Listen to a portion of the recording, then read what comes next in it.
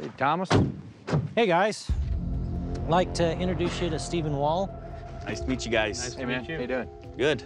Good. So, Eric and Travis are the scientists here on the ranch, and Bryant is head of security and also our safety officer. I'm just wondering if you can walk us through some of the things as they come to mind, some places that we can look at where there are stories associated with it. Okay, well, you all want to walk over here.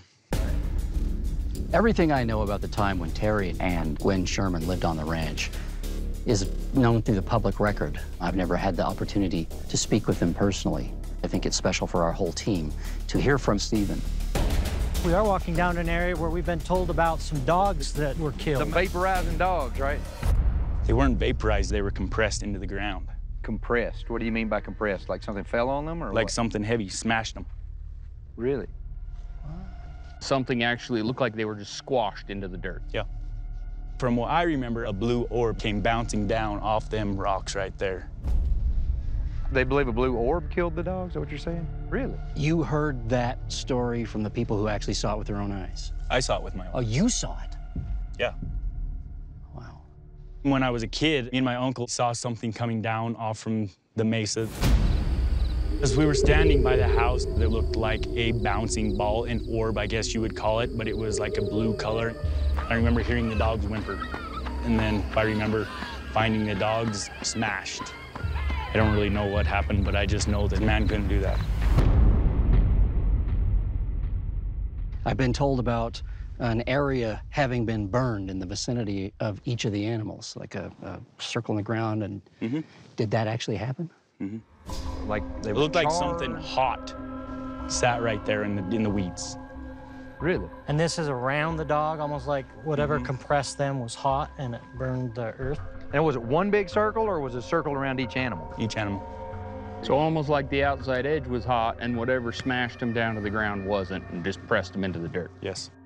When I hear these detailed stories like orbs appearing and crushing the Sherman's dogs, they're hard to believe at face value.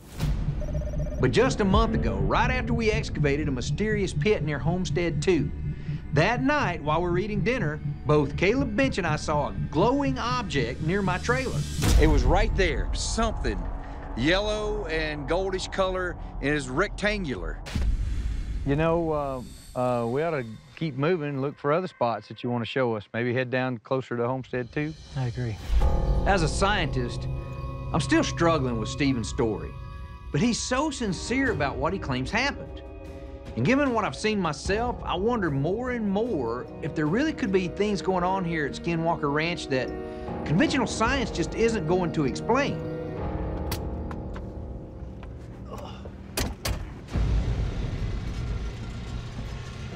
If you can at all be specific about here, if there, if possible. Obviously, it was Okay, 30 yeah, years well, ago, but Just keep going. so So you started getting down in here, and this is where it gets a little crazy around here. But so right here on this knoll right here is where everything just gets crazy, and it seemed like it all focused around this right here. Are we gonna get out here? Is that what we're doing? As we were driving toward Homestead 2 with Stephen Wall, who lived here with the Shermans back in the 1990s, all of a sudden he gets really freaked out. The first story that I can really, really hardcore remember, down there, there's a gulch. Yeah. Okay? Right over there, you could see something open up in the sky. Something came out of it. A peach-colored object up there, okay? Me and my uncle saw it coming through the field, but it come working its way up through them Russian olive trees, and it came up and it just scouted these trees just like this. Came up, went over the canal, and it drove down the path of that road right there.